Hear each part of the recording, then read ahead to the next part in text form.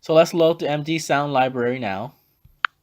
The first thing you see are three categories: pulmonary, cardiology, and GIGU. So let's enter the pulmonary section. In the pulmonary section, you see a variety of sounds from wheezing, crackles, to tests for pneumonia like the egophony test.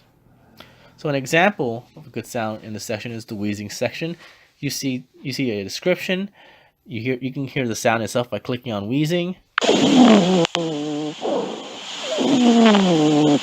And the golden egg question mark shows you the etiology of the sound.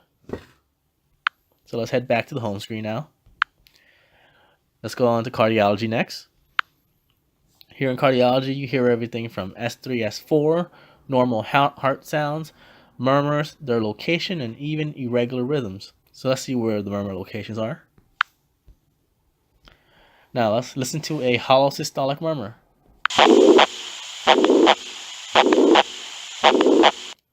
All right, let's head back to the home screen now. So let's go to GIGU. This is the lowest yield section, but it does contain some very important sounds like an AV fistula and some percussion sounds like tympanic and dull. So that is the MD sound library.